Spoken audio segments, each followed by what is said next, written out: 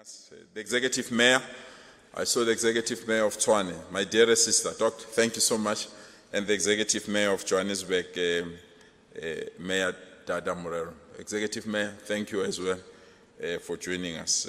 Distinguished guests, partners, ladies and gentlemen, allow me to welcome you, all of you, to the province of Gauteng on this important occasion of the inaugural Public Works and Infrastructure Summit.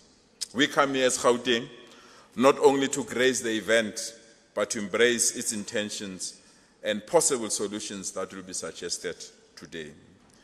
Thus, stepping aside out of petty differences to ensure that we attend to issues that need our immediate attention and our collective attention. We come here to declare our unwavering support to find an everlasting solution to our infrastructure challenges, especially the three urgent matters that confront us. The urgent need to replace old infrastructure and invest in the new infrastructure.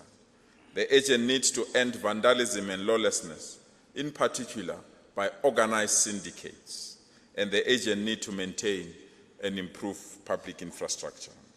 We also come here to deposit our ideas as a province so that we can reposition our infrastructure outlook.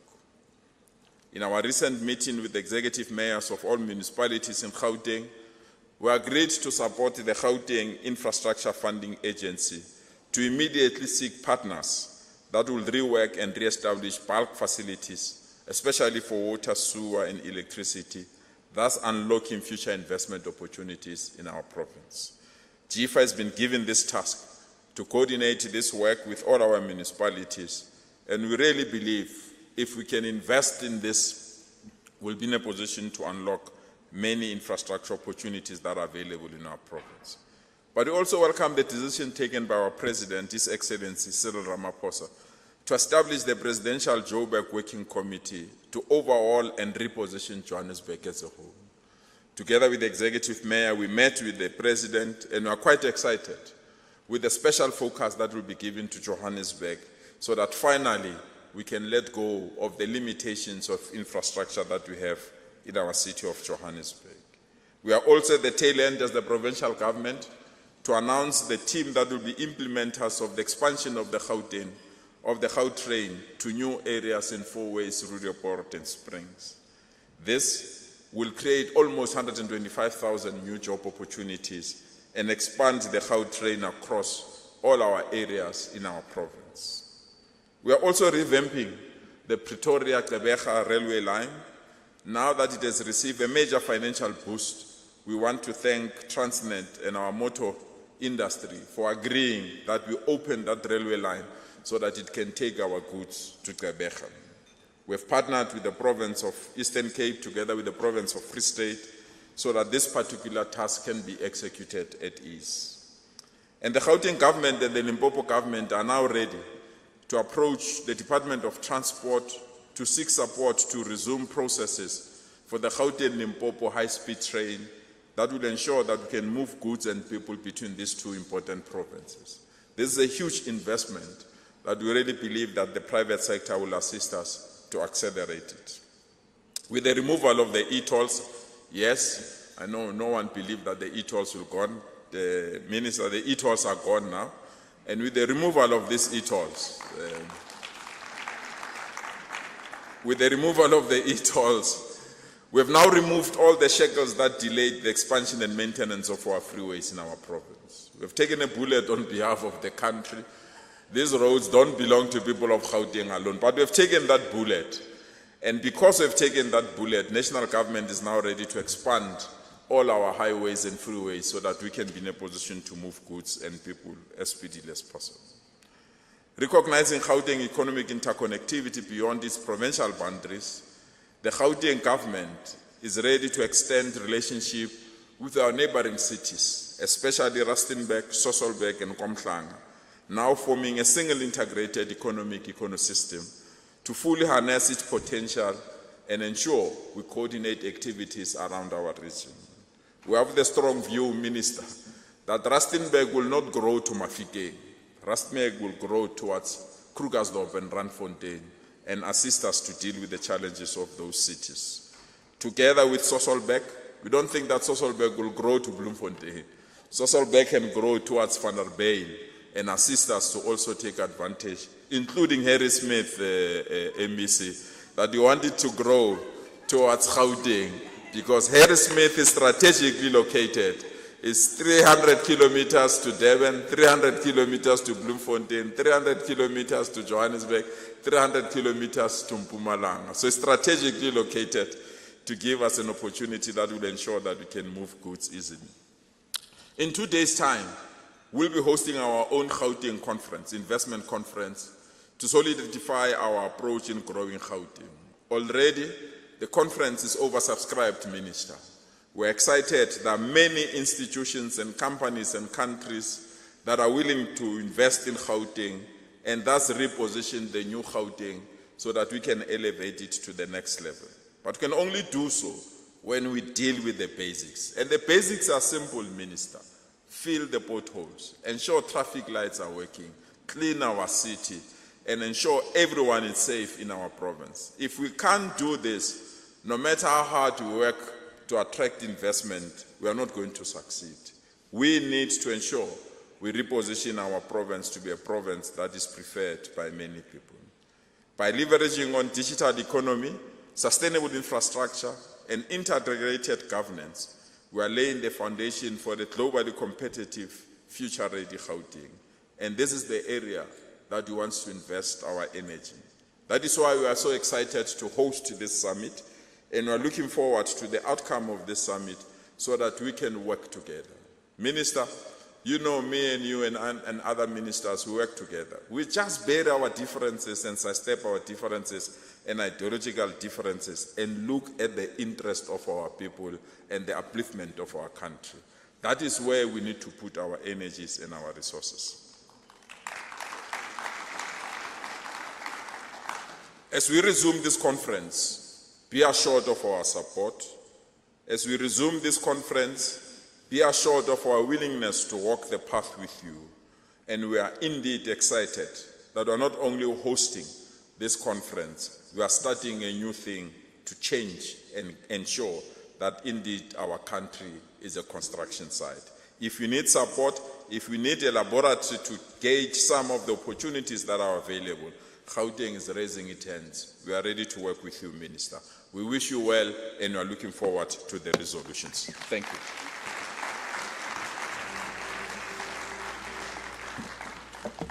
Thanks, Premier Lesufi, for those opening remarks. We are now going to hear a message from the Council for the Built Environment. I'm going to please ask you to give a warm welcome to Ms. Emilia Mchali. She's the chairperson. Welcome.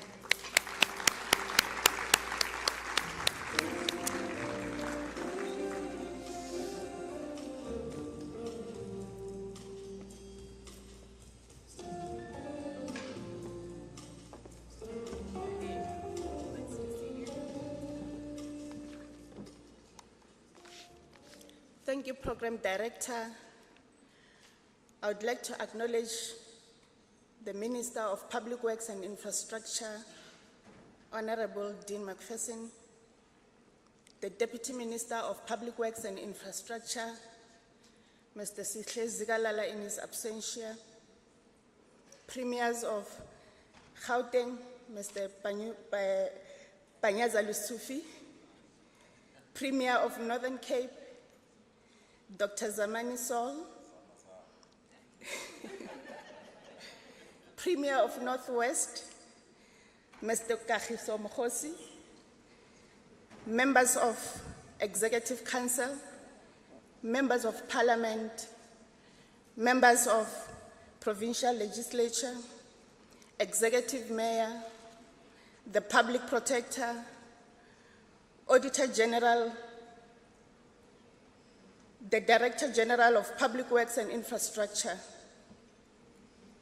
Mr. Sfiso Mdakani and the officials, chairpersons and CEOs of the public entities, Council of the Built Environment Professions, and the Council members for Council for the Built Environment, captains of industry, ladies and gentlemen, good morning. It is a great honor for me to stand before you today as we convene this landmark, the Public Works and Infrastructure Conference, under the theme, Turning South Africa into a Construction Site, where we are growing the economy and we are creating jobs. At the heart of every thriving nation is a strong, well-mannered, forward-thinking infrastructure portfolio. Public works are the foundation upon which economies are built, societies are connected, and opportunities are unlocked.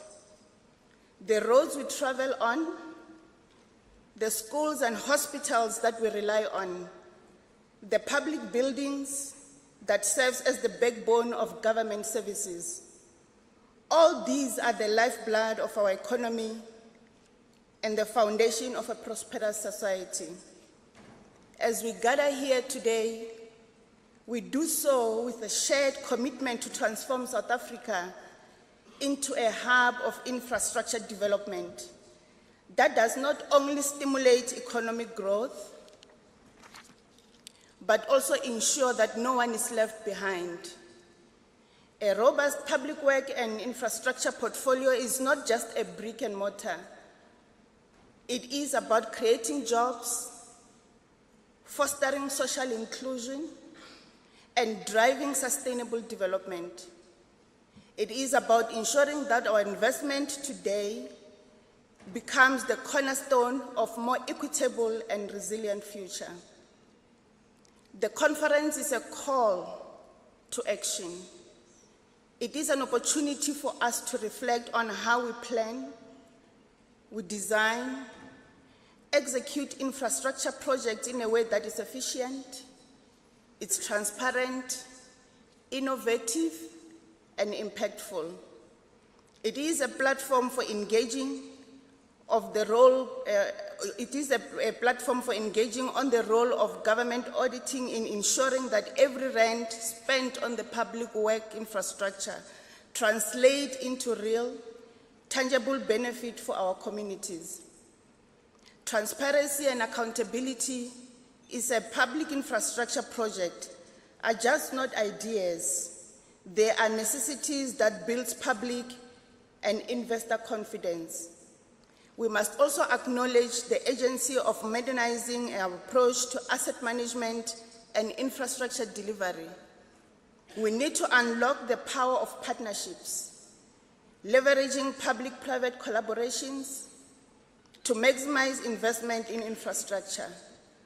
If we want to truly turn South Africa into a construction site, we must think beyond traditional methods, embrace innovation, and drive new financing mechanisms that makes infrastructure development more inclusive, more sustainable in the digital transformation world that we are in.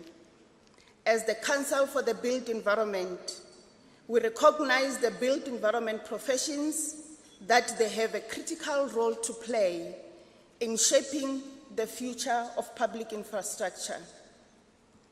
Throughout the regulatory mandate, we are committed to fostering skills development, professional excellence, and ethical governance to ensure that we have the right expertise to deliver our nation's ambitious infrastructure goals.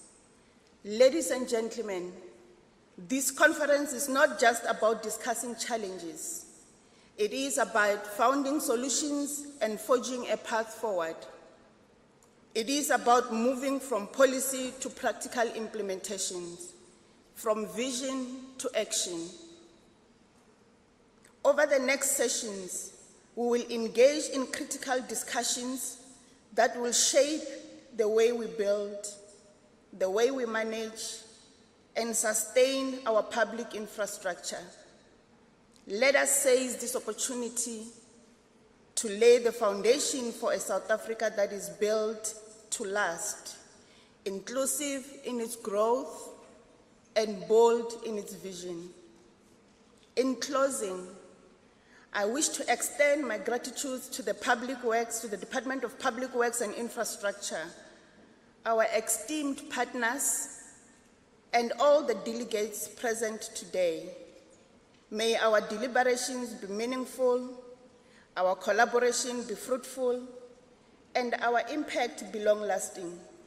This is one of the many that we have started in this journey, with the innovative thinking, the collaborative ideas that are going to be brought out in this event today, that we are going to forge forward in creating opportunities for our sustainable development. I thank you.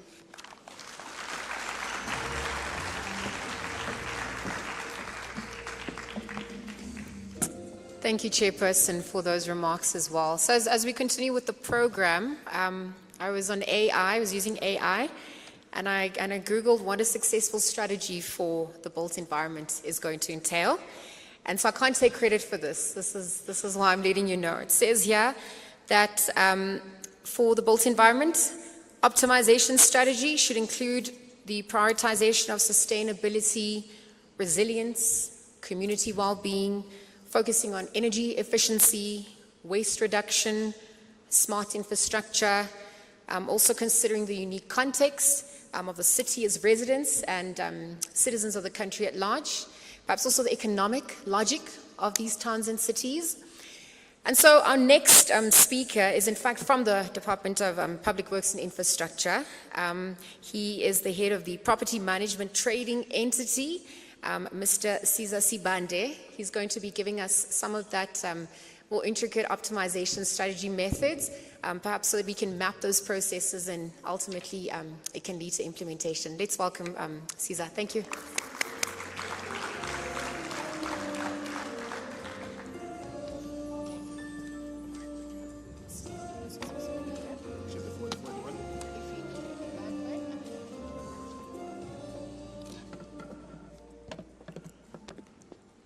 Honorable Minister, Dean McPherson, Honorable Premier's presence, MEC's presence, the Director General of Public Works, CEOs, Dr. Miaza, and the CEOs of respective entities present, executive members of the board, CBE board, and the board members of the council. We also like to extend our greetings to the senior management of respective departments from provinces and the national office.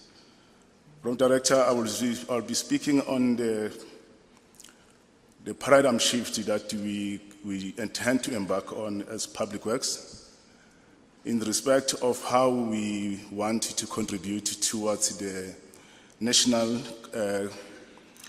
economy, creating jobs, and also to ensure that we generate revenue and sustain our assets. And that is called the asset optimization strategy. As the Minister will always say, using public assets for public good.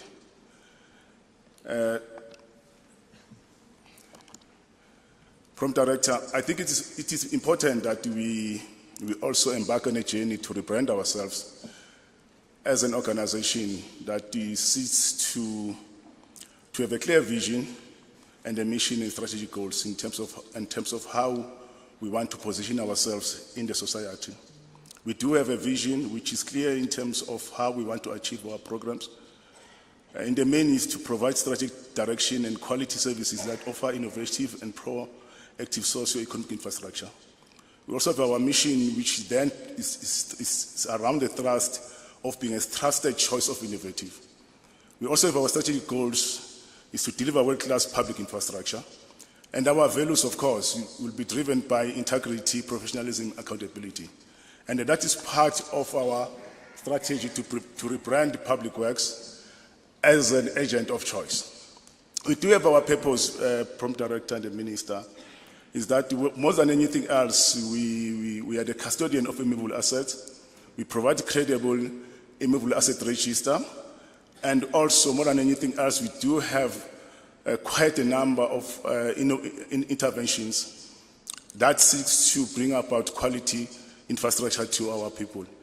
These are the branches that we have within the organization. And also, we seek to align ourselves with the the Sustainable Development Goals. We also have legislative framework that we align ourselves with. Of course, in the main is the constitution of the country. We also have policies that we also align ourselves with in terms of ensuring that we deliver sustainable infrastructure. This, among others, green building policy. We also have asset disposal policy and other policies which seeks to meet our mandate. The rationale as to why we embark on this particular journey, apart from the fact that the SPMTE, which is a property management trading entity within public works as a component, is to ensure that we optimize our state property and turn it into a sustainable business. We also want to enhance service delivery, introduce new money into the fiscus, and also to bring about savings to the state. And more than anything else is to ensure that there is accountability. We are driven by a number of expectations, as Treasury outlines in our approval as an entity, is to ensure that we become a full cost recovery business, and our funding model is informed as such. Hence, we are in this journey today, which in the main, if you look at our journey over the period of time, we are coming from a period where this journey that we are talking about today was conceptualized as far back as 1999. And over the period of time, we have not yet arrived at a platform where we have guaranteed ourselves and ensured that we have taken a position where it says we are a sustainable organization which seeks towards growth and is driven by revenue generation. Prompt Director, there are three metrics pillars that drives our strategy. One is that it must focus on job creation as the main pillar. So infrastructure development is a major contributor towards job creation. It must also contribute towards the gross capital formation while seeking over the next 5 years or so to attract private sector investment to the tune of 100 billion rand through our triple P partnership and our strategy on long-term lease notarial agreements. We also look in terms of generating revenue over the next financial MTSF period to the value of 1.5 billion rand. That must come directly to the fiscus through this strategy. Of course, as I've said, these are the encompassing strategic goals which I've outlined earlier on as well. Prompt Director, I think all of us are aware that the public works is the biggest asset management organization in the country. We hold the biggest asset portfolio. We have more than 29,000 land parcels, and we also have more than 80,000 facilities across the country. On top of that, we also have around 7,000 of land parcels that are standalone, and we've got unutilized assets to the value of more than 291 with improvements and improved infrastructure. And our value in terms of our assets is over and above 150 billion rand. I think the minister will also touch on that. We have come up with a business model that we are presenting to the country as the entity. That we say, for example, we wanted to participate directly into the property space. And that will be done through delivery as part of our innovation with the private sector in the form of a public-private partnership. We're looking at programs like the BOT, which is a build, operate, and transfer. We do have a number of assets around the country where they stand as vacant lands, yet we are currently struggling to build decent offices, yet we are saying that we are unable to offer decent facilities for our people. Through this BOT program, we aim to attract private sector partnership to build in new high-end properties, grade A offices, which will improve the dignity of our people. We also have ROT program, which is the refurbishment, operation, transfer. Here we are looking at properties, for example, in the city of Tshwane, Johannesburg, and other major cities, where we are saying that we will partner with the partnership to revitalize those derelict buildings and ensure that they are improved into their pristine outlook. We also have the LTO, the lease to operate model, where we said we have invested a lot in terms of the internal installation in some of these private leases. Currently, from Director, we have a challenge, I think the Minister will speak to it as well, that our lease portfolio is standing at around 6 billion rand. That is the money currently we are leasing from the private sector. And the amount that we receive as an entity from the state is now far less than the private lease. So it's below 6 billion rand, and it continues to shrink. That also speaks to our challenge that as a country we are faced with fiscal challenge to ensure that we deliver quality infrastructure. We also looked in terms of other interventions like using the advertising of our open spaces, the parking system, and roll out the new conference facilities across the country to ensure that the state has got better access to conference facilities. We are also looking in terms of ensuring that we, furthermore, these are the offerings that we make available to the country through the partnership that we have. We wanted to participate directly through shareholding or notarial long-term lease in the space of property development. Here we're looking at precinct development office park, mixed-use development, repurposing some of our public office facilities for the purpose of social housing, student accommodation. We're also looking at participating directly because we do have high-end, best located properties. I won't mention some because I will be creating some kind of property speculation. However, those are attractive properties across in some of the major cities with high-end value, and they can generate significant revenue for us. Those in the main, we are also looking in terms of retail storage housing. We also have farms in the Northern Cape which can be positioned for renewable energy as well.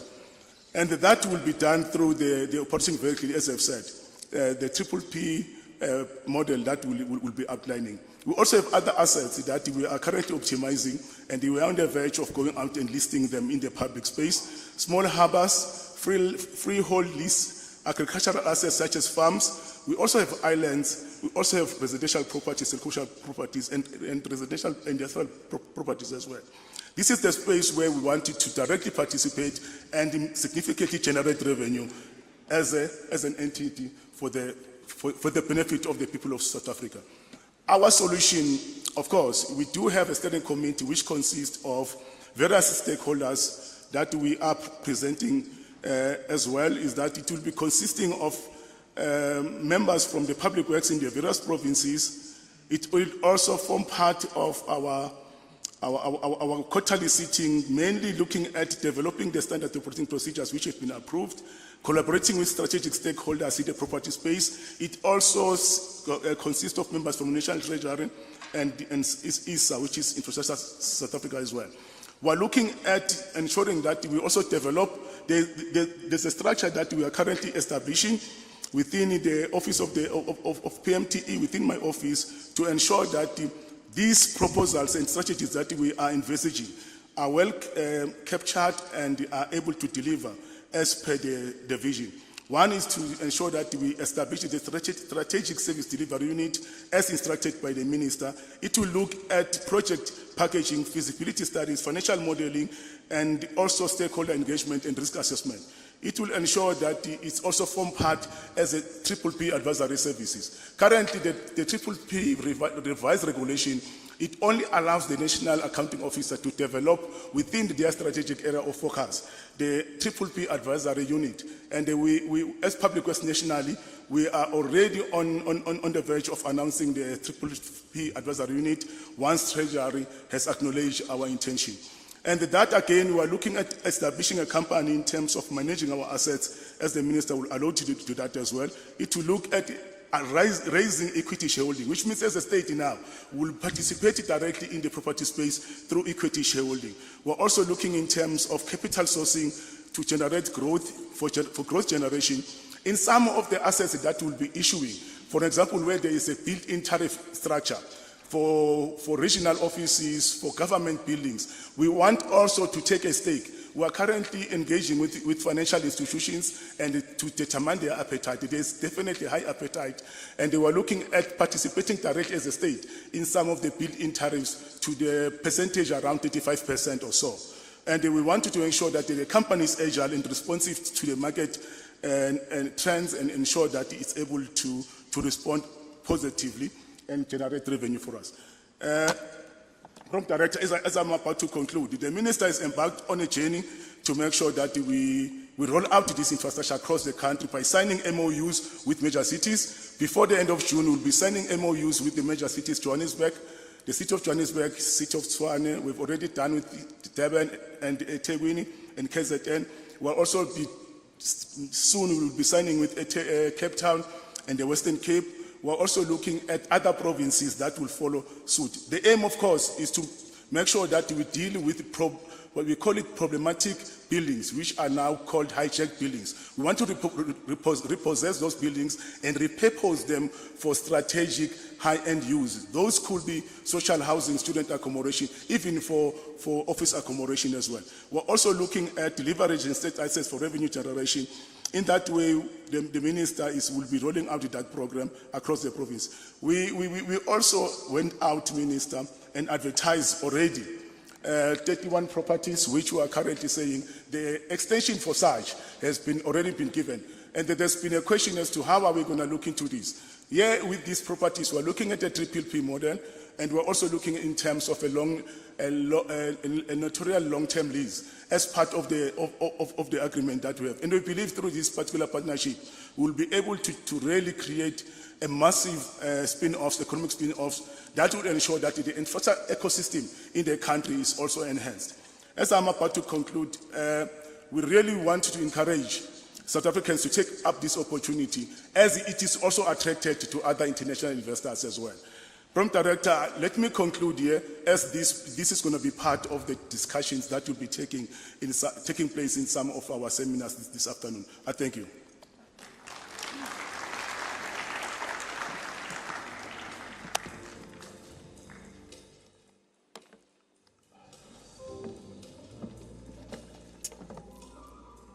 Thank you, Caesar, for speaking for that high-level presentation and for speaking to some of the challenges, but also obviously these solutions, which is going to require change.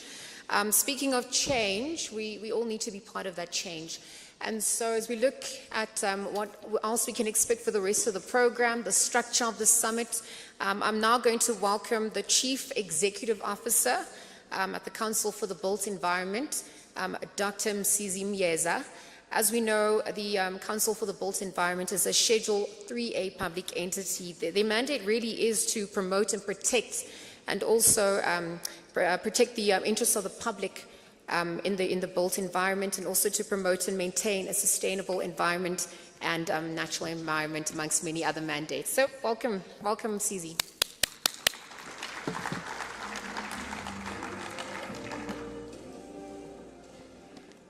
Good morning. Sanbonan. Dumelang. Nimacharon. Okay, I forgot one last one.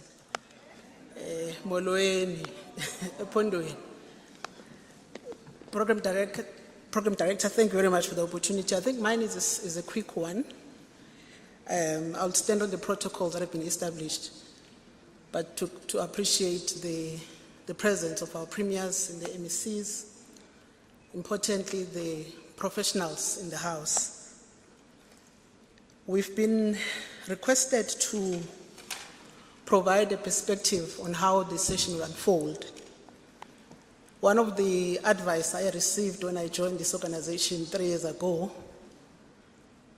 was that I must never miss an opportunity to tell people what CBE does. So if I don't do the chair, I'm sure by the time I finish, I would be actually unemployed. So CBE is a public entity that falls within public works. Our responsibility in the main is to regulate the professions that falls within the CBE Act, namely the CBEPs. I've seen some of my colleagues here, the Engineering Council of South Africa, quantity surveying, landscape architect, property evaluation, IAPASA, environmental practitioners, town planners, Geometics Council. The last one, SACPMP. No, not that one, MEC. So this is the family of public works that falls within the CPE entity. So when the minister announced the vision of turning South Africa into a construction site, as professionals, we had to ask ourselves, how do we translate this vision into a reality? Because the construction sector is a sector that we as professionals play in. So, but I think before we do that, I just wanted to share some slides which will give you a perspective on why my focus of my speech is angled towards skills development and capacity building. The next slide, just to demonstrate that globally and in the country experiencing high migration, and I'm sure the Mayor of Joburg will attest to some of the challenges that they're having in terms of numbers of people that are coming to the city on a day-to-day basis, seeking opportunities. It's a global phenomenon, it's not going to stop. And some of us come from villages and towns and landed in the cities to seek opportunities. So this phenomenon is going to continue. The next slide, it's about right and access to the cities. Because whatever we do, program director, we must accept that we all have different interests. We're all seeking opportunities. That is why we're here. How to ensure that we create a space for everyone to live and improve themselves. So in 2022, President Ramaphosa made an observation that in the past 30 years, yes, we made a lot of progress. However, in some of the unintended consequences of the work we've done, has resulted in us not actually speedily addressing issues of spatial imbalances of the past. When I used to work in Tshwane, Mayor, I used to ask my colleagues that one day I'm waiting for a professional who will say, I'm not going to take a project because it's located in Amanskral, which is far from economic opportunities. It does not assist us in undermining spatial imbalances of the past. But professionally, when there is a tender out, we don't ask such questions because obviously there's economic benefits. And I think professionally we have a responsibility, yes, to assist government, but also to ask right questions on whether the projects that are actually driven by government assist us in undermining the spatial imbalance of the past, as President raised. The next slide is really the point I started with, where the Minister spoke in Parliament about turning South Africa into a construction site.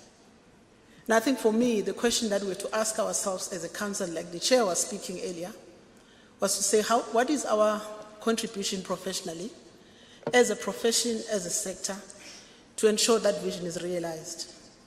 And I've made this point in other platform, Premier, that we need to accept that we must de-learn things that we've acquired over the past of years, be willing to learn new things, but also listen to voices that might not be in the mainstream of the built environment, because that's where perhaps solution will be found.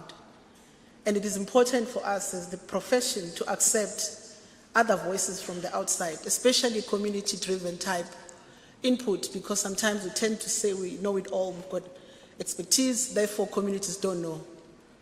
And the point I want to make is that communities do know what they want, and I think it's our responsibility as a profession to assist them in doing that. The next slide, it's a dramatization, Minister and the Premier. It's the issue of professional ethics. Our industry is grappling with the issue of professional ethics. So some of the projects you see, incomplete projects, issues around supply chain, relates to ethical dilemma that the profession is facing. And I do think that it's important in such platform like this, we reflect on how do we actually professionally contribute in such issues. So when we talk about project delays, I think we should ask ourselves professionally, what is our contribution into that challenge? The next slide,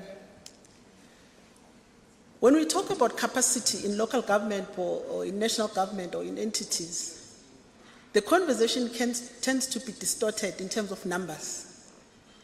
Our view as a profession is that the skills capacity that we all talk about revolves around, one, you must be academically trained in the built environment. Secondly, you must have been exposed to a work environment acquiring experience. And thirdly, you must have been competently assessed by a regulatory body to render you or to confirm you as a professional. The studies that was done by some of the entity LGC a couple of years ago demonstrate the attrition of required capacity at a local government level. So I'm not talking about the numbers, I'm talking about the right people that should be able to assist government in executing its mandate. The next slide, it's a slide that we're not proud to present here, but I think it's important because we've got leaders of the industry, that our industry has not transformed.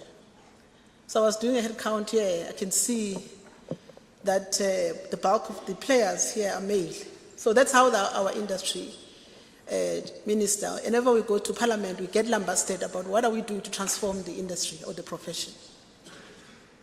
The next slide is a challenge that we can resolve because the bulk of young professionals that would have gone through universities in the last 30 years are stuck as candidates. Therefore, they are unable to assist government and municipalities to drive infrastructure projects.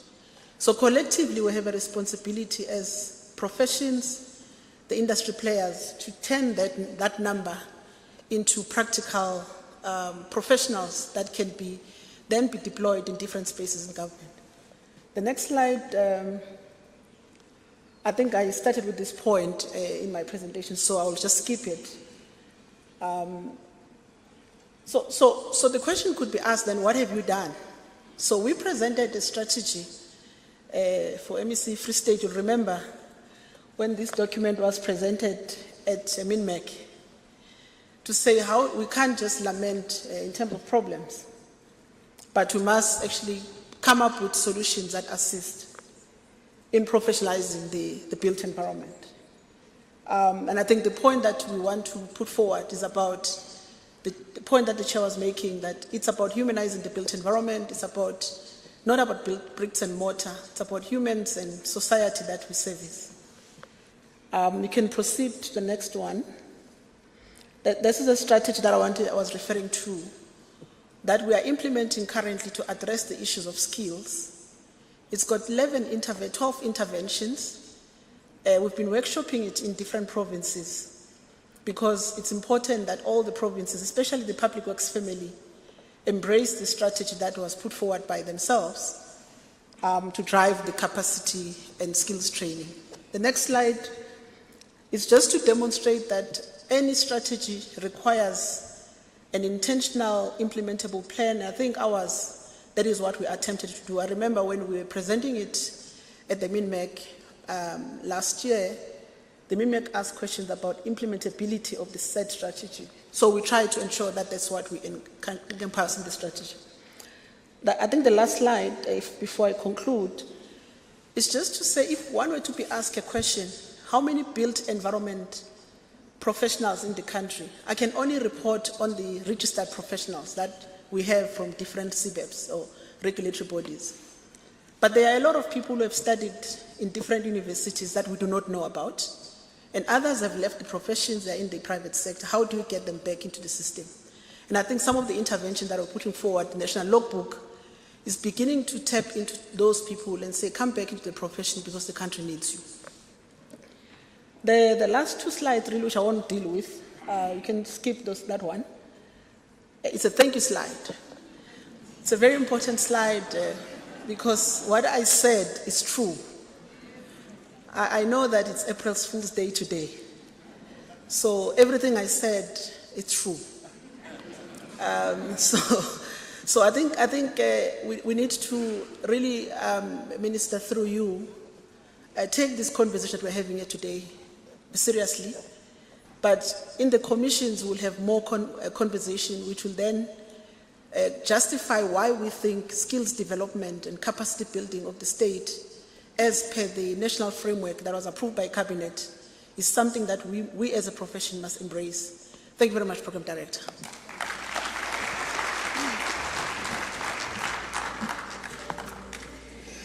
Just a quick reminder, there is Wi-Fi that's available. So if you want to connect, the Wi-Fi username is in capital letters DPWI.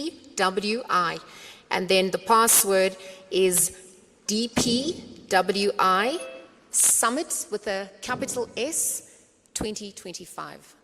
Password again, DPWI Summit with the capital S 2025. Dr. Mjeza, thank you for dispelling the notions around April Fool's Day. I'm glad to hear everything is transparent, and we're also going to be held accountable.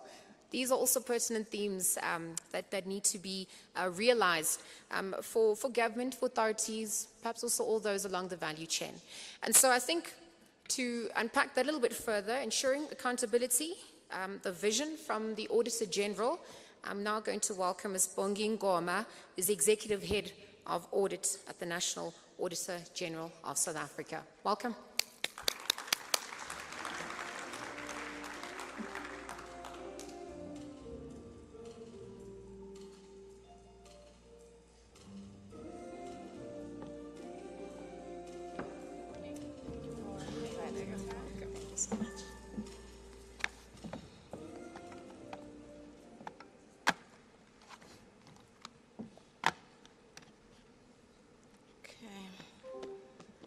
Thank you, Program Director.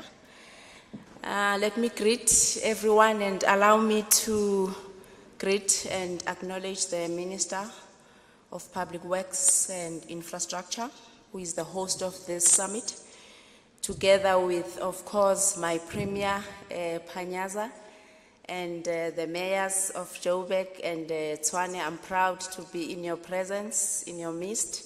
Let me also acknowledge the MECs, all the other premiers, the executive leadership, the CEOs, and all the other distinguished guests. I consider it an honor, Minister, to be amongst these remarkable thought leaders this morning. And I think for me and the office, it is rather commendable that you have brought all the role players in the infrastructure sphere, of course, to reconfigure, to re-strategize, and to re-envision a South Africa as a construction site. What a very powerful theme this morning. And over a week ago, we celebrated the Human Rights Day, which served as a reminder of the evolving challenges faced by the marginalized communities in South Africa. Of course, greatly influenced and impacted by the poor and dilapidating infrastructure.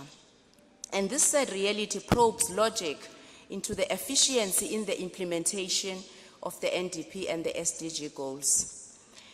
And you see, the challenges of infrastructure, I think the speakers that spoke before myself, including the Premier, they did dwell into the challenges that we are faced with in the sphere of infrastructure. They've outlined the fact that there is an aging asset, there's rapid urbanization, there's climate change and extreme weathers, there's digital evolutions. I know that our Premier likes this component of digital evolutions. There's funding shortfalls. There's the evolving economic models, which compels infrastructure to adapt and evolve so that it can remain resilient. I think we are faced, Premier, with a challenge where our aspirations could be moving slightly ahead of where our infrastructure is. I could share with you this morning the impact of the poor infrastructure to the lived experiences of our citizens, but I'm fully persuaded that most of you are aware of these disheartening lived experiences which compromise human dignity.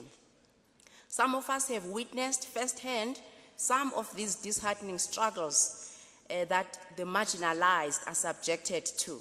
Just to mention a few, of these disheartening lived experiences, the people of Lusikisiki, old and young, crossing the river through the drum, the dairy farm, Clover Farm, that was located in the Northwest. I know that the Premier of Northwest is here.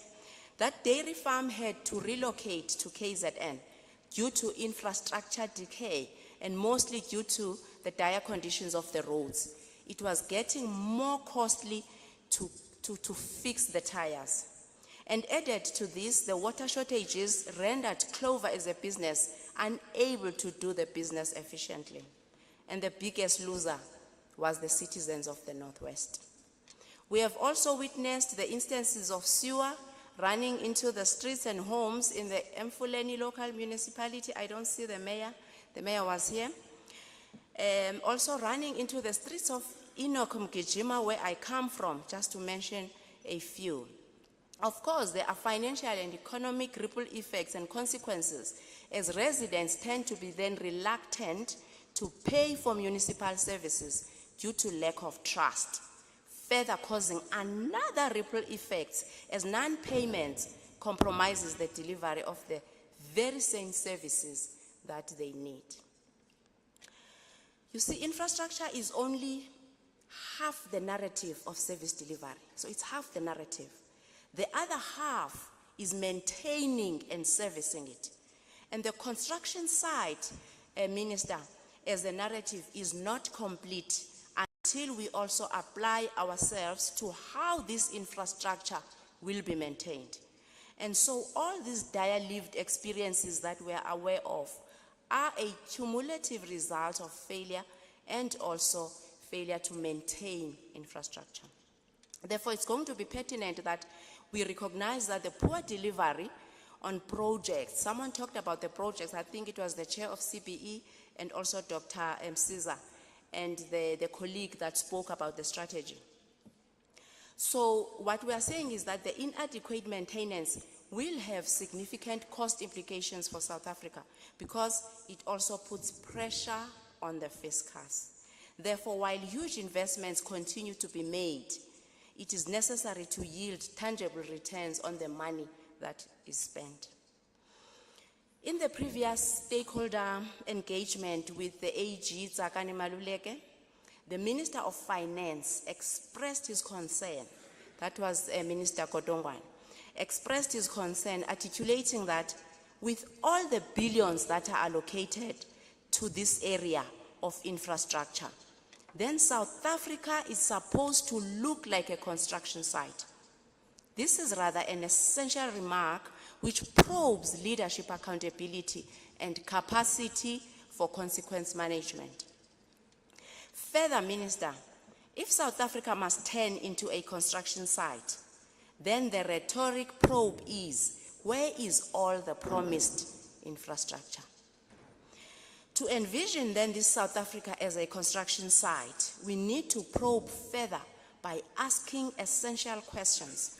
That is, knowing what we know now about the current infrastructure, its shortfalls, its challenges, and its successes. There are successes. So knowing what we know now, what do we need to continue doing? What do we need to stop doing? And most importantly, what do we start doing?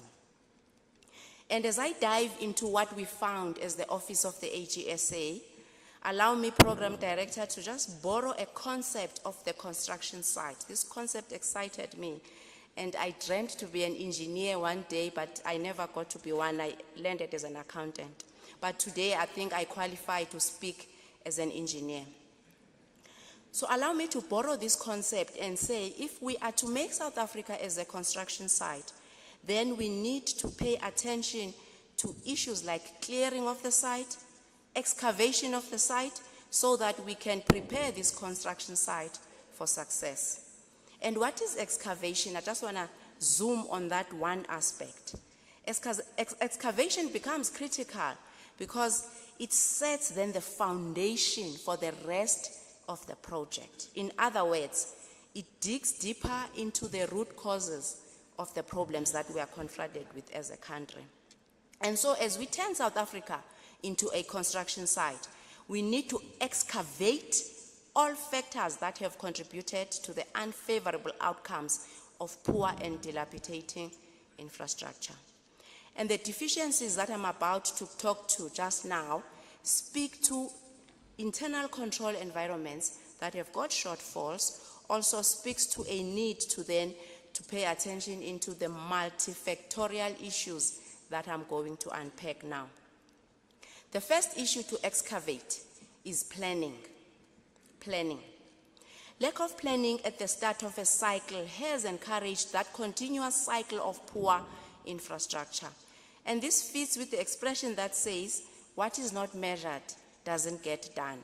And what we have noted is that the departments would be driving targets that are misaligned to what the NDP is aiming to achieve. Just to give a few examples, if there is a target to eradicate bucket systems, then that target must find expression in the department's annual performance plan. If there is a target in the NDP to build 9 dams, for an example, at the end of a particular period, then that aspiration that sits in the MTDP or NDP must then find expression in a department's plan. So those are some of the issues that the AG has been reporting on, misalignment on what the department is driving to what sits and is expressed in the NDP. The second one, and I'm happy there's executive leadership here from the provinces. The second one that we have also reported on speaks to lack of intergovernmental planning and coordination, especially during that planning stage by all the spheres of government, your local government, provincial government, and then national government.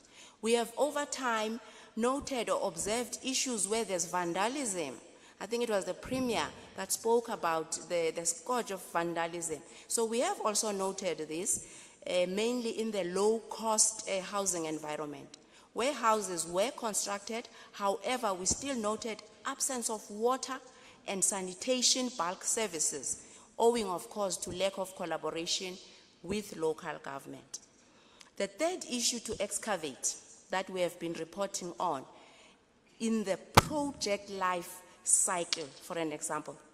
What we have seen in the project life cycle as a whole is systemic challenges with deficiencies that we have observed in 109 projects that we audited in the previous year.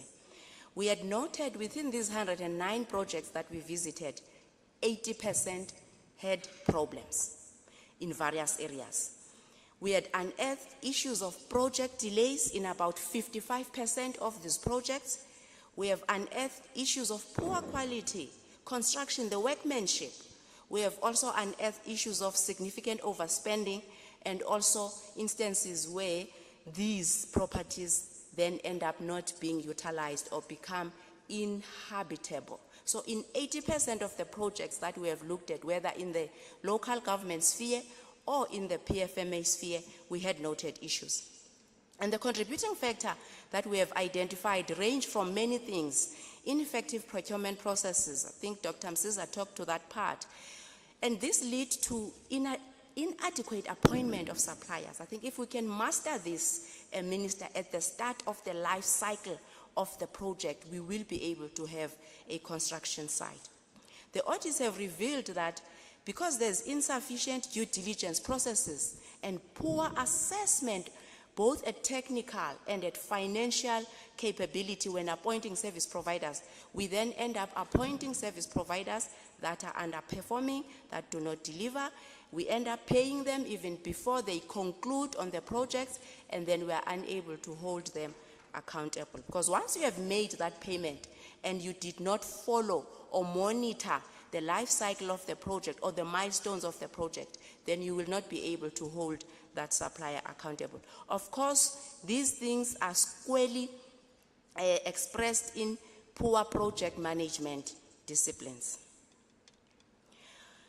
Then we had also noted issues around water and electricity losses. I think it will be a tragedy for me if I don't highlight this aspect, Minister.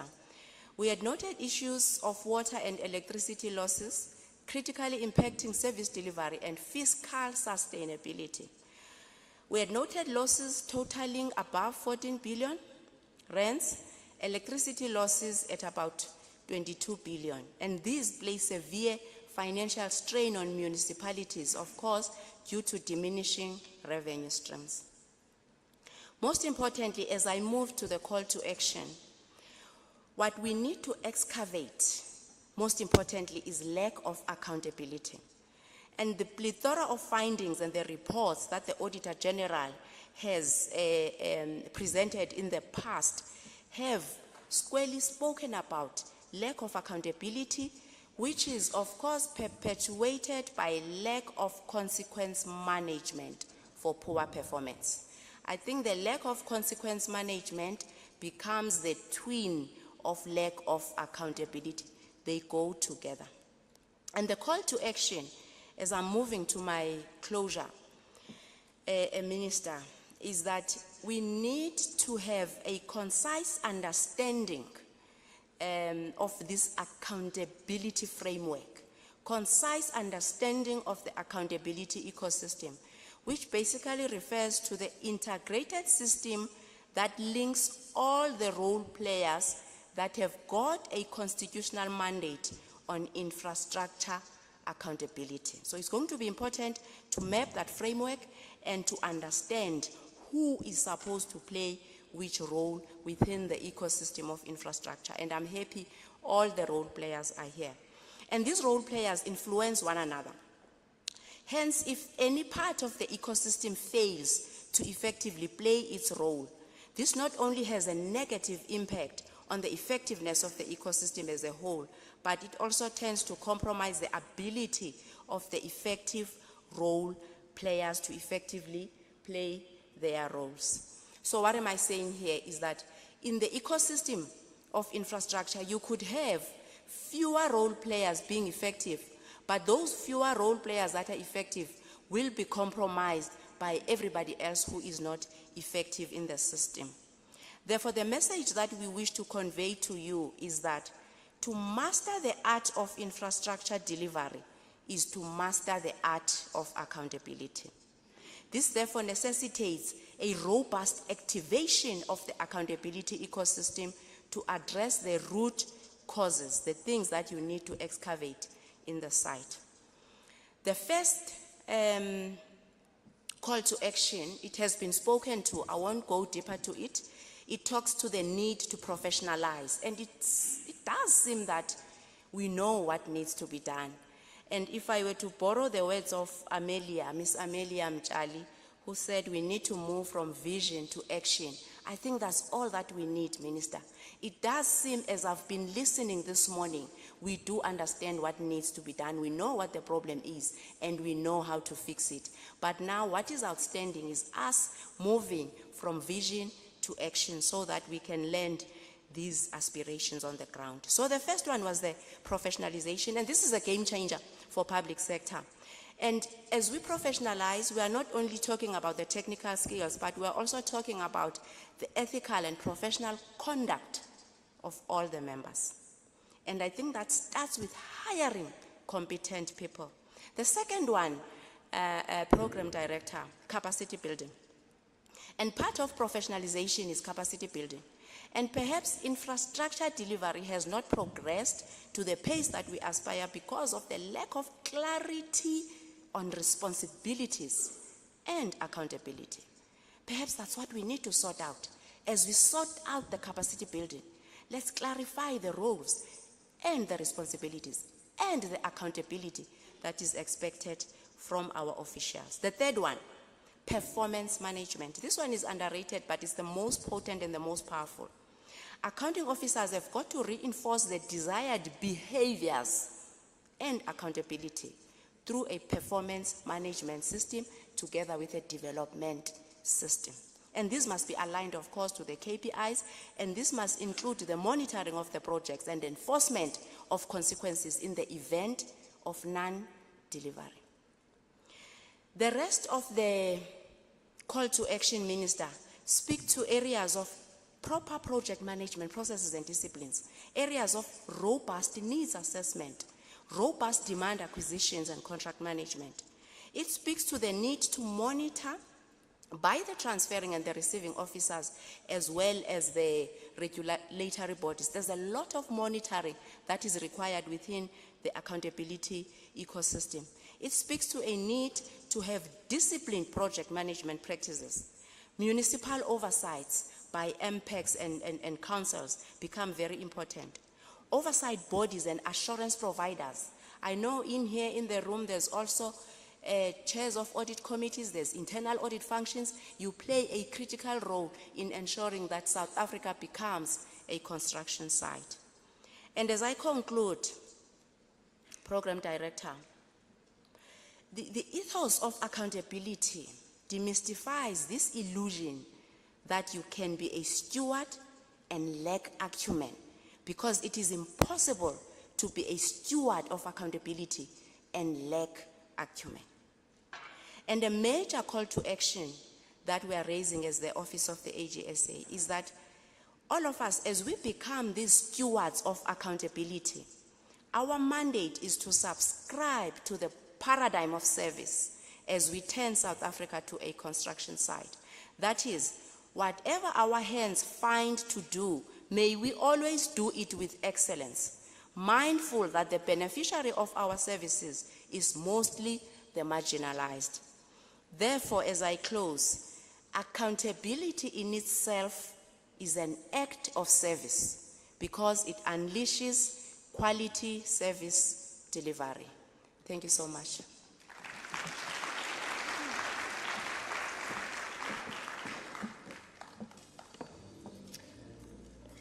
Thank you, Ms. Ngoma, for those sobering remarks.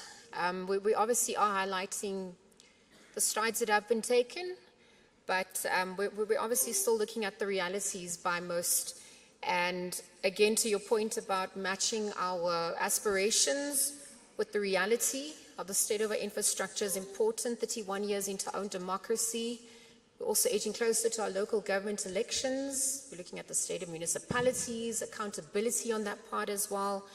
And to your point about the analogy of a construction site, where planning, coordination, excavation, getting to the root causes, even erecting these structures and then finishing them, accountability is key. And we look at the complex challenges that also come with it as a result. We've got extortion issues, vigilantism. There's a construction mafia that has also made their way over recent years as well. So thank you for those remarks. I think as we stay on that issue of accountability and integrity and upholding that, we're going to now have some insights from the Public Protector's Office. Advocate Kollega Galeka could not be here today. She does send her apologies, but in her absence, Advocate Niels van der Merwe is going to be joining us. He's the Head of Legal Services at the Public Protector. Advocate Niels, if you're here, you're welcome. Thank you. Morning. Thank you.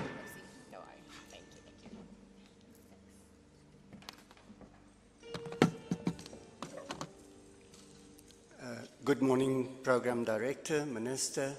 I also stand on the protocols observed. If I address you as honourable members, I'm afraid I will raise some point of order. Yes, the Public Protector requested me to stand in. Unfortunately, she fell ill.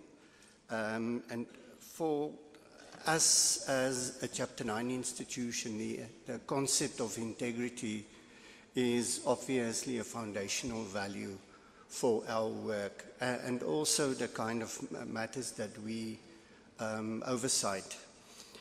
I want to start off with a quote from the third Anti-Corruption Summit, which says, the public sector, because much of corruption is always focusing on the public sector.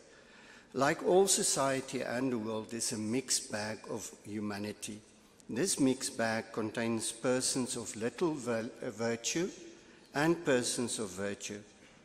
The reality is such that the public sector is no more and no less unethical than the rest of society. But because the public sector is constituted of persons and institutions holding public trust, it must and does make an effort to maintain the integrity of all its operations. Now, integrity in general refers to honesty, trustworthiness, and the opposite of corruption. In Latin, it's called integritas, meaning unaffected, intact, upright, and reliable. The lack of integrity manifests in various unethical behaviors, obviously dishonesty and corruption. For us, as an Office of the Public Protector, the importance of integrity starts off as a foundational value for effective governance in the context of public administration. Integrity and ethics play a crucial role in reinforcing trust and integrity within public institutions, which is essential for safeguarding democracy and promoting effective governance. While we are focusing on the issue of a construction site, we're also looking at the developmental agenda, where the concept of good governance runs as a golden thread through most of the programs in the National Development Plan. These principles are essential for ensuring that public officials act in the best interest of citizens, thereby enhancing trust in government institutions and supporting democratic values. The need for integrity derives from the Constitution, which mandates the Public Protector and other institutions such as the Public Service Commission to promote a high standard of professional ethics by, amongst others, promoting and instilling values such as accountability and transparency. The concept of ethics and integrity, as I said, often operates as a conceptual opposite to corruption.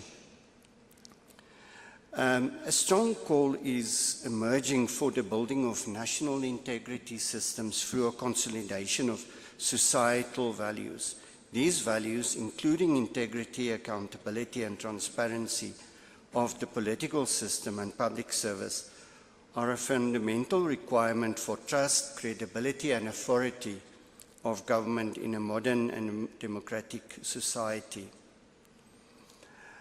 But at the same time, public sector integrity goes beyond avoiding corruption, being responsible to the government of the day, being accountable.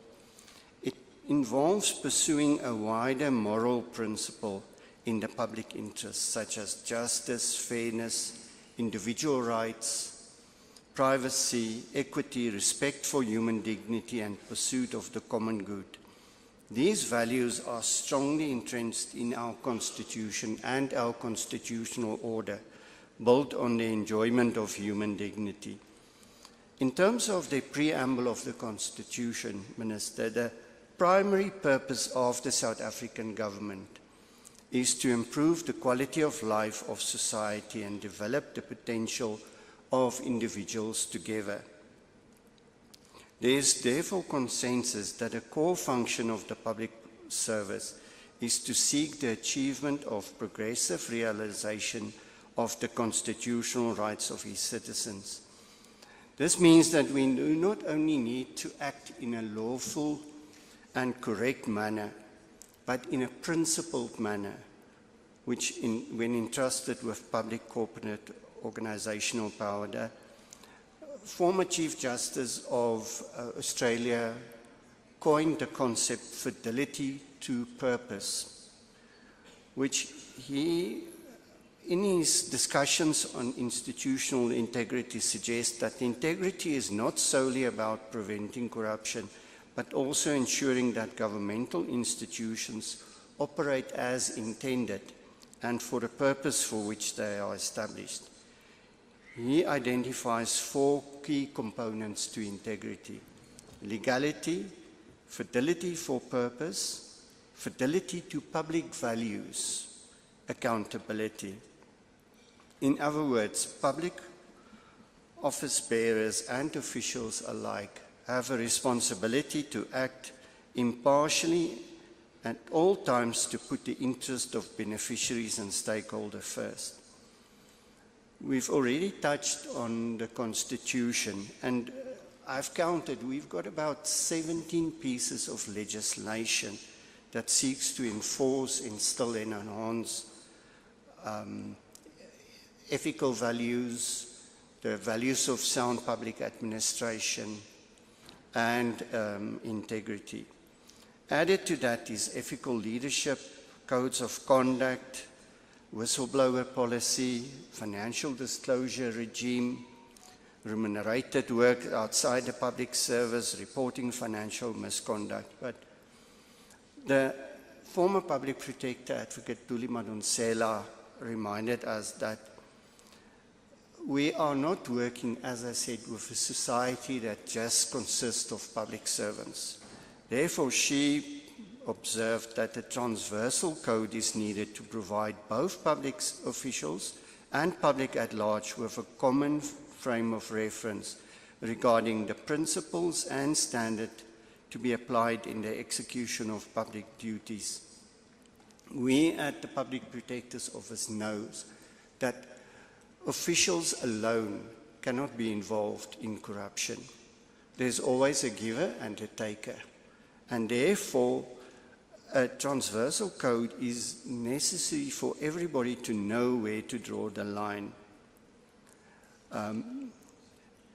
Commitment to integrity and professionalism is not like an operational target where you can pat yourself on the back for having achieved 80% of your target. Integrity ethics is a 100% commitment from public servants. How can we promote effective service delivery and ethics in public infrastructure projects? Strengthening institutional capacity and skills development. Public sector employees require advanced competencies in results-based monitoring and evaluation, strategic planning and project management to navigate the challenge of a VUCA, volatile, uncertain, complex and an ambiguous environment. Targeted programs such as those outlined in the Service Delivery Improvement Program are critical for shifting from theoretical knowledge to practical implementation. Adopting a robust monitoring and maintenance framework. We look at the construction site of building, creating, but we are forgetting, and sometimes that is the root cause of some of our problems, that maintenance and performance management is equally important. Regular condition assessments, implementing international standards. The National Infrastructure Maintenance Strategy is 18 years old. Ethical leadership and accountability. Ethics is more than just compliance. It's not just about adhering to the law. It's about doing the things that you do right consistently. Ethical leadership also includes using the accountability institutions such as the Public Protector. We have the benefit that in terms of the Constitution, our mandate to investigate improper conduct in state affairs translates to oversight to more than 1,000 organs of state. We serve 60 million people in the country through investigative authority, remedial action and public reporting.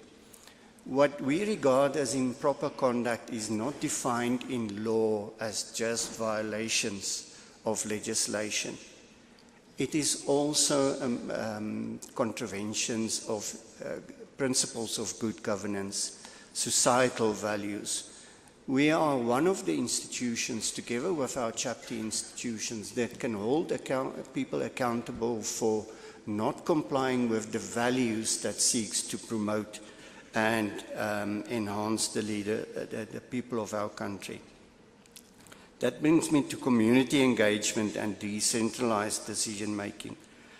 We need grassroots accountability mechanisms as suggested by the World Bank. Participatory planning to ensure that projects align with community priorities and addressing systemic challenges. Capacity is not only about filling of posts, but also getting the right person for the job. At the Public Protector's Office, we are alarmed by the number of cases where we are getting positive findings on irregular appointments, which goes beyond just the person that doesn't have the capacity to do the work. What happens is that people with poor employment records and even disciplinary issues gets a home somewhere else in the public service, where they just continue with their action. Consequence management, as highlighted by the AG, is a critical issue. Financial sustainability, adopting technology. The new Act envisages e-procurement, which is essential to remove part of that human element that fails us. That brings me to the last part of the public procurement reforms and the need for an integrity pact involving both public officials and private sector role players in the construction and build sector. It's a dual framework to rebuild trust in the South African built environment sector. By merging legal rigor with collaborative anti-corruption tools, they address both systemic weaknesses and sector-specific risks. We know about the key reforms that the Act is intended to introduce by a uniformed legal framework, anti-corruption safeguards, and digital transformation. But the role of integrity pacts is important, both in pre-tender oversight, civil society monitoring, and tech-driven transparency. The synergy seeks to enhance accountability, address legacy issues, and then improve stakeholder collaboration. We do have the challenges. Then finally, just on the role of the public protector, we have had quite a number of investigations dealing with complaints directly related to the built environment. One of the advantages that the public protector has, apart from its wide mandate, it's its powers to take remedial action. And we want to appeal, because remedial action is about the beneficiaries of our service. The Kandla judgment, the Concord, said that the public protector's power to take remedial action is binding, unless set aside by a court of law. But lately we've had, especially in the preceding years of the current public protector, a litigious response from government departments. And we want to appeal. The Constitution still serves as the basic value for our service delivery. And the Constitution requires us to put the interest of the community that we serve and the principles that we are accountable to, integrity and ethics first.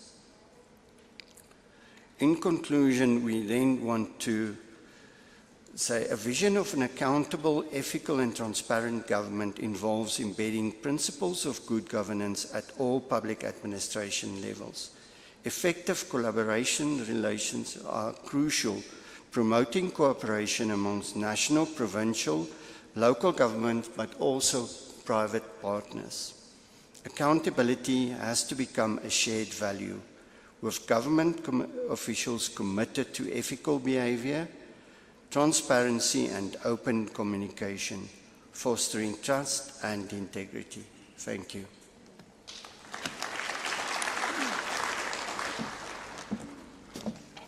Thank you, Advocate Niels, for those sentiments. Thank you for reminding us for the need to ensure that social justice is maintained, upholding human rights and human dignity, particularly because we passed the commemorations for Human Rights Month. We're now in Freedom Month, and so looking at upholding democratic values and ideals as well. Integrity, public trust, it really comes to the fore and is important now more so than ever. Minister, you also yesterday spoke about narratives, ensuring that the department maintains that trust, public assets for the public good. That was what you coined it. So we're looking forward to your keynote address and also the launch of the infrastructure audit training program in just a moment. So I think just before we welcome the Minister, I'd like to welcome the MEC for Infrastructure in Gauteng, Jacob Mamabolo, who's going to be giving us some remarks and then welcoming our Minister. Welcome.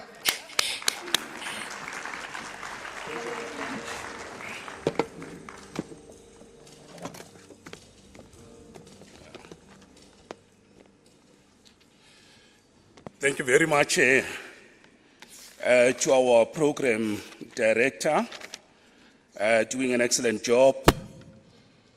Let me take this opportunity to extend a word of greeting to our Honorable Minister, to all the premiers, my colleagues, MECs, all executive mayors, the Director General, all members of Parliament, provincial legislatures, let me acknowledge all councillors, and then of course all the guests, all of you, ladies and gentlemen. Let me also take this opportunity to acknowledge and appreciate the presence of the Office of the AG, and hopefully this acknowledgement, Premier, will bring us closer to more clean audits. Let me greet the Office of the Public Protector as well, and good morning to all of you. Now, Program Director, my responsibility and task is basically to introduce and present to you Honorable Minister, and of course I'll then ask you that at the end we put our hands together as we welcome him to the stage, that we give him a Gauteng special, very decisive welcome at that moment. Our minister is well known, but having said that, allow me to present a very brief biography. As follows: Mr. Dean William McPherson was appointed as Minister of Public Works and Infrastructure from 3rd July 2024. He is without doubt an experienced businessman and politician who is passionate about economic policy and job creation. He has been serving as a public representative since 2009, initially as a local government councillor, and since 2014 as a member of Parliament for the Democratic Alliance. During the 5th Parliament, that is from 2014 to 2019, he served as the DA's Shadow Minister of Trade and Industry and as a whip in the National Assembly. He sits on the advisory board of the South Africa United Kingdom Chamber of Commerce in London. In 2021, he was elected chairperson of the DA in the province of KwaZulu-Natal. He has extensive experience in policy creation, particularly in the economic and industrial sectors. He has piloted 2 private members' bills and played key roles in several legislative processes. His noteworthy achievements include negotiating the signing of the DA Inkatha Freedom Party Service Delivery Pact, and this was in July 2023, and this was to improve service delivery in hung municipalities in KwaZulu-Natal. He has also provided excellent leadership in the formation of a government of provincial unity in KwaZulu-Natal in 2024.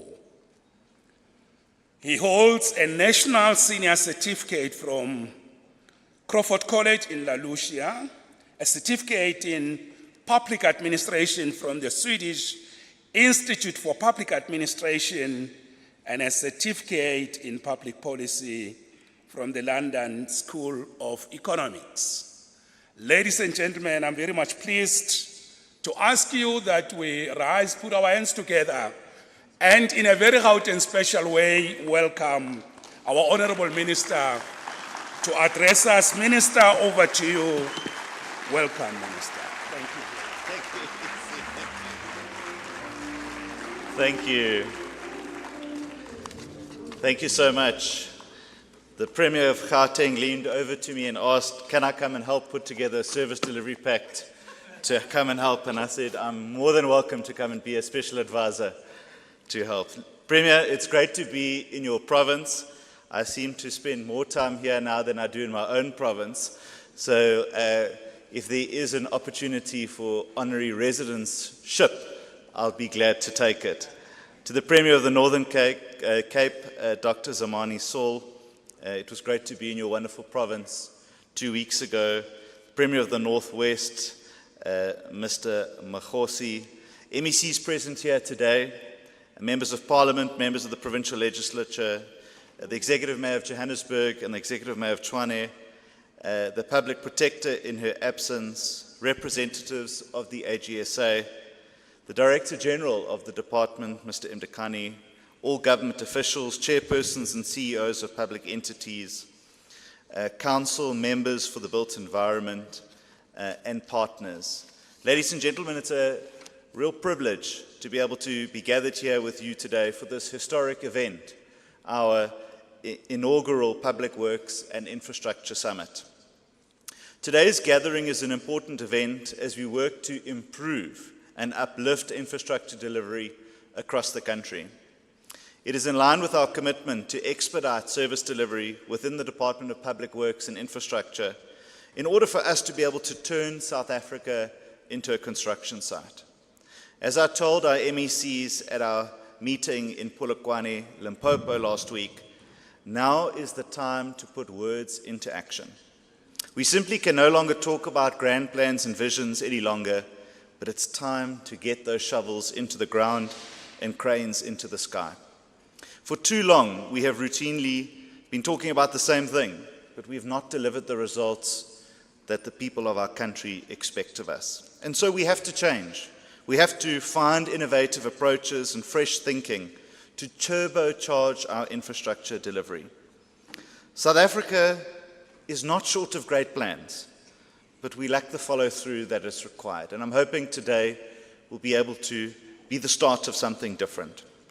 And so we really need to contemplate and be meaningful when we bring an end to that reputation. So today I believe that we are taking concrete steps to show people, to show investors and to show partners that you should judge us not through our words anymore, but on our actions. And therefore in this room today we have some of South Africa's biggest infrastructure players, top industry experts and officials charged with infrastructure delivery, because we want to develop an implementable and agreeable action plan. Their presence here today shows how serious we are about taking the subject matter at hand. South African communities have admittedly waited far too long for high-quality infrastructure such as schools, police stations, hospitals, roads, and railways. Additionally, public infrastructure projects have for far too long suffered abuse and corruption. Year after year, the Auditor General of South Africa details this in various reports. And these include inadequate feasibility studies, poor project monitoring, procurement inefficiencies, contractor underperformance, delayed projects, and cost overruns. It's an all too common story in South Africa, in towns and cities where infrastructure projects lay abandoned or half complete. We therefore must review and redefine procurement in infrastructure to change this picture once and for all. We simply pay far too much for far too little. In too many places, infrastructure is in a state of decay, whether it be in water or electricity. Infrastructure budgets and grants, particularly in local government, remain unspent, while poor planning leads to dysfunctional outcomes. And the state itself has proven that it itself cannot complete projects on time and on budget.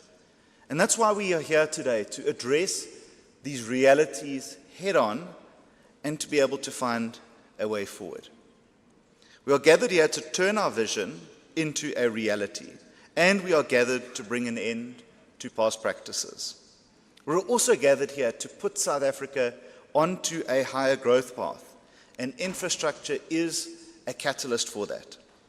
So, ladies and gentlemen, leaders of government and business, I think that we are here to draw a line in the sand to embark on the next chapter of what South Africa's infrastructure boom looks like. When I was appointed as the minister 9 months ago, I made the public commitment that during my term, I wanted to turn South Africa into a construction site. This vision was formed by the belief that if we're able to increase the number of infrastructure projects and the value of them, we'll be able to meaningfully grow our economy and create jobs. This vision just isn't about pouring concrete and laying bricks. It's about reigniting hope, connecting communities, and restoring dignity through infrastructure that works. The summit is therefore more than a platform for dialogue. It's an opportunity to showcase our commitment to making this vision a reality and building on the success of the last 9 months. It's also a space for big ideas that will build South Africa into the future.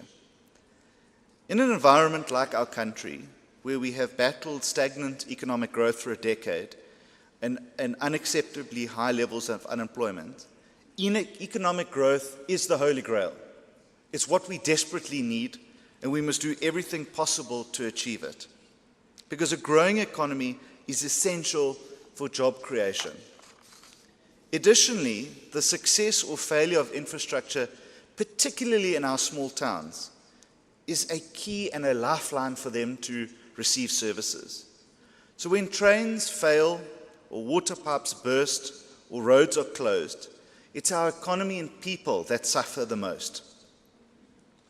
This is why the Government of National Unity has made it its #1 priority to grow the economy and create jobs. If during the 7th administration of South Africa we fail to meaningfully bring down the country's unemployment rate, we will have failed. It's as simple as that. This is why the #1 obsession of me and my department is to attract additional infrastructure investment to create jobs. During the State of the Nation address, and particularly in my reply in February, I set the department an ambitious target to attract an additional 100 billion rand of infrastructure investment over the next 4 years. And we are already making progress to achieve that goal. But we also know that obstacles are in our way. In the 9 months that we've been in office, we have also worked to tirelessly reform the Department of Public Works and Infrastructure to not become the Department of Bad Buildings, but to become the department that is an economic delivery unit. It remains my goal to turn this department into a highly effective vehicle which is able to drive the infrastructure agenda across the country. And indeed, we are turning over a new leaf, premiers, MECs, and mayors present. The department is no longer spoken about in derogatory terms, but it is moving to become a serious player in achieving South Africa's developmental goals. And over the last few months, we've strengthened the department through filling key vacancies and the introductions of new accountability mechanisms. This year, we have also launched a skills audit within the department to ensure that we have the necessary skills to execute on our mandate. And we are also cracking down and getting tough on bad deals and bad expenditure. Just recently, we have launched independent investigations into failed projects, like the 1 billion rand that was spent on the Telkom Towers. And Madam Mayor, you will be glad to know that the interim report is before us, and we are awaiting the final report at the end of April, which we will deliver, as well as our forensic investigation into the Independent Development Trust's oxygen plant tender. We are working to improve our ability to deliver infrastructure projects and quickly intervene when things go wrong. That's why premiers, mayors, and MECs we have established a special projects unit within the department to specifically address failed or stalled construction projects and to also turbocharge those ones that are new and catalytic in nature. This unit will be able to provide my office with regular progress reports and specifically aims to address legacy projects which have stalled, like the Sarah Baartman Centre for Remembrance in the Eastern Cape, which has cost 250 million rand and is only 37% complete over 10 years. Indeed, it is an affront to the legacy and memory of someone like Sarah Baartman. Furthermore, we are hoping to expedite the construction of similar failed projects by making use of a trusted panel of contractors, which I announced earlier this year. Ladies and gentlemen, during the second meeting of our MINMEC with MECs from across the country, we also learned of the slow pace and delisting of non-performing or corruption-accused suppliers. It is unfortunate that only one company has been delisted from supplying the department since 2002. This is simply unacceptable and needs to be urgently addressed if we want to reverse the culture of impunity. This is why we have started working to reform our blacklisting policy, which will ensure that contractors who underperform or engage in unethical practices will no longer have the privilege of working on public projects for any department or sphere of the state. The Construction Industry Development Board have also been tasked to get ahead of underperforming contractors and blacklist them without delay, and to ensure that they are unable to wreak their havoc on any other town, village, or city. Within the months ahead, the pace at which these companies will be delisted will increase rapidly, with over 40 companies now facing blacklisting. We are also working to professionalize the Department of Public Works by implementing reforms to attract additional infrastructure investment. In this regard, we are turning Infrastructure South Africa into the central point for all major infrastructure projects in South Africa. And I'm very pleased with the work that they have been doing to ensure that these new projects are brought to the market. The conclusion of the first bid window for project preparation was valued at 180 million rand and attracted more than 220 bids valued at 1.23 trillion rand. It's thus very clear that South Africa does not have an infrastructure pipeline problem. And at the Sustainable Infrastructure Development Symposium on the 26th of May, and I know the Premier's already told me that he's going to be there, Premier Lessufi and Premier Saul, I hope you'll be there as well. Please take up a sponsorship if you would like. We look forward to announcing the winning bidders for this window. Essentially, ladies and gentlemen, the department is now paying to do project preparation and planning for infrastructure projects to make sure that they are bankable, feasible, and delivered on time.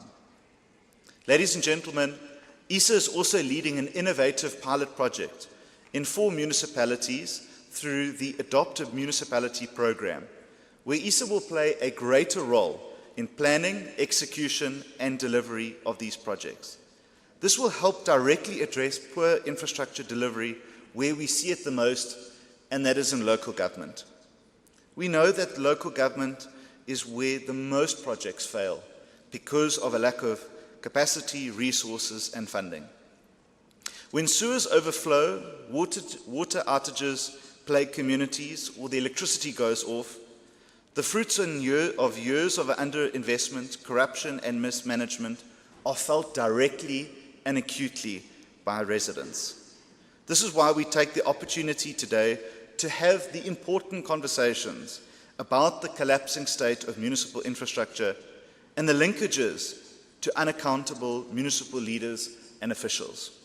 We simply cannot allow this disaster to continue without the urgent interventions that are required. Ladies and gentlemen, premiers, MECs, and members of parliament, to improve our infrastructure delivery, the Council for the Built Environment has a major role to play. The CBE, under the leadership of Dr. Mieza, its chairperson, has also organized today's important gathering and has proven itself more than capable in helping professionalize this industry to ensure that projects are delivered on time and within budget. One of the key areas of the CBE can help to improve the state's functioning is within the infrastructure audit program, which we are launching here today. The infrastructure audit program represents a game changer for the Department of Public Works to ensure that there is always compliance and optimal resource utilization. Over the years, the state has become overly reliant on external consultants. Many government agencies depend heavily on external advice, which leads to high costs and inefficiencies. While consultants play a role, it is imperative that we build internal capacity within the department and our entities to reduce this reliance and ensure sustainable project delivery. To address these, we believe that the actions through the infrastructure audit program will yield significant results. And it's this strategic initiative that will help strengthen internal auditing capacity both within our department and our property management trading entity.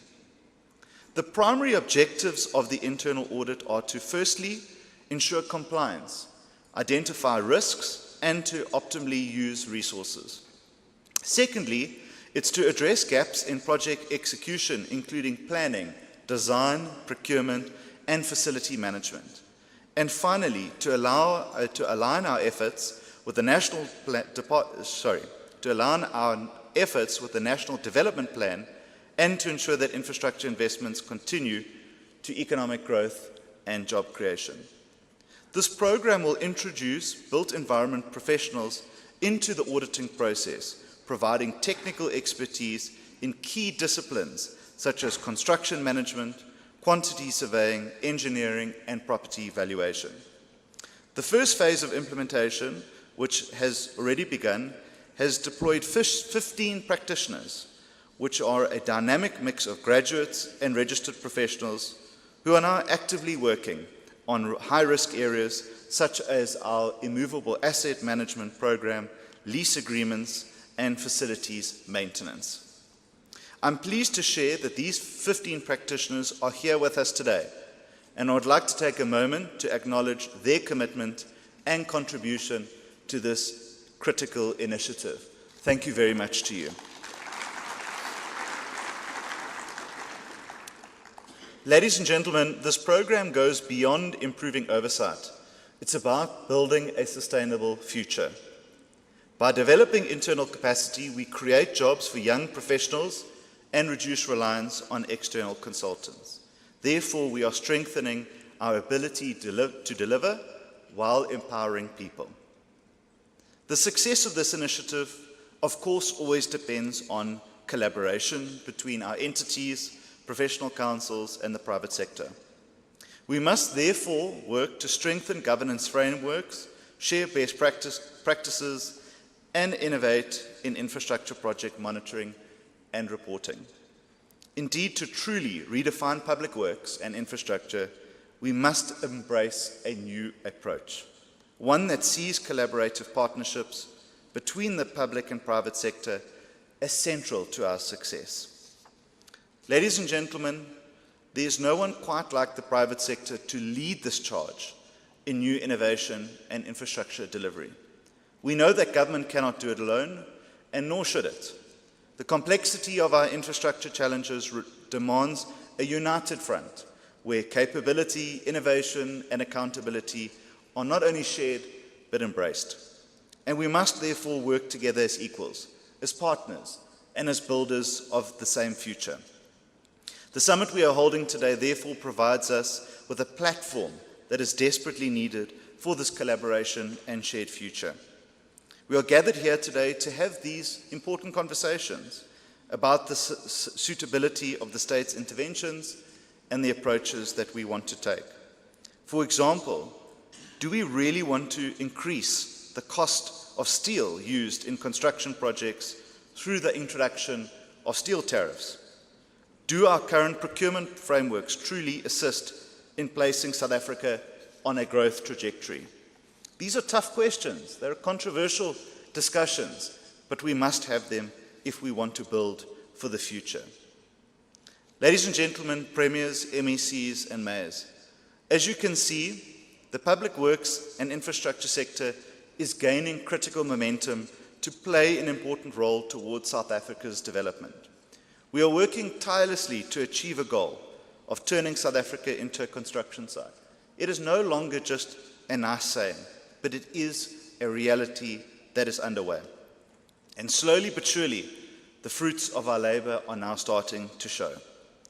I want to thank also Broll Properties for their headline sponsorship of this event, and we really do thank you for partnering with us in making this inaugural event happen. We hope that you will be with us for the years ahead. We thank the CBE for their invaluable contribution to making today's summit a reality. And I encourage participants to look at the stands to see the showcase of cutting-edge construction technologies, building methods, and sustainable materials to improve public infrastructure, to make it more sustainable, efficient, and cost-effective.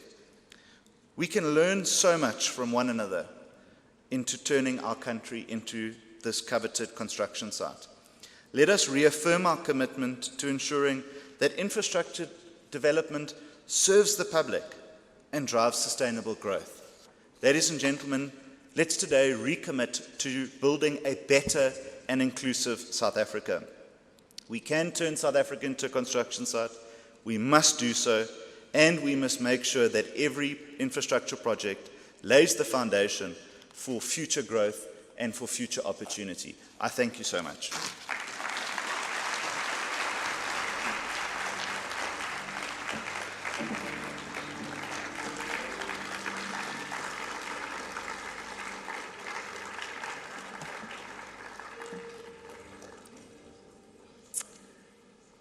Thank you, Minister, for that keynote address. Thank you. It's very clear the line has been drawn. So we're looking forward to the tangible results that are going to emerge. Also, on the back of the launch of the infrastructure audit training program, of course, other mechanisms to professionalize and grow the sector as well. It's clear that the work must be done well with all of us in mind. And so with that said, all of us here today, we have reached the end of the first part of the program. So thank you to all the delegates, thank you to all the speakers, and thank you to all of you for listening in. We are going to take a quick refresher break. That's going to happen for the next 30 minutes. It's outside in the foyer. You're welcome to enjoy some tea and coffee and snacks. And then after 30 minutes, we are going to divide into the plenary sessions. There's 3 commissions that will be happening. The first one looks at public works in action through partnerships. The second one, asset management and optimization. And then the third commission delves into accountability and transparency. So you're welcome to choose that. The venue as well will be communicated to you outside. Parallel to that, there's also a media briefing that is going to be happening for the next 30 minutes. So we've got the ministry is going to be supported by the MECs, as well as the Department of Public Works and Infrastructure, and the Council for the Built Environment. So do enjoy. We'll see you in 30 minutes.